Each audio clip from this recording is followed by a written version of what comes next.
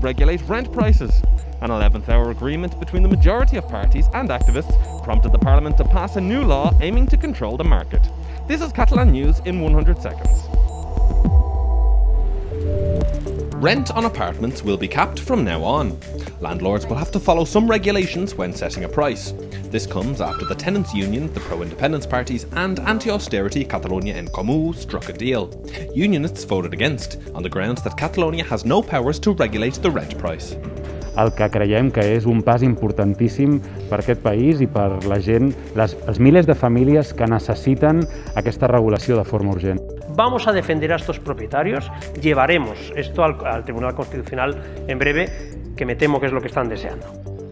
2 days before the National Day pro-independence protests take place, health authorities continue to advise against it, as well as the unionist parties. The host organisation calls for 100 small demonstrations instead of one big one to avoid crowds. Former People's Party officials carried out a clandestine operation to discredit pro-independence officials in 2017. Catalan newspaper La Vanguardia revealed conversations between former police officers and People's Party figures then in power.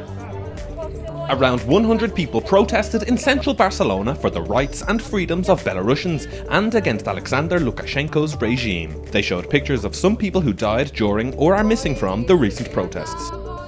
The former Catalan president Lluís Companys, who was honoured by the boulevard where I'm standing right now, was executed by the regime of the former Spanish dictator Francisco Franco 80 years ago.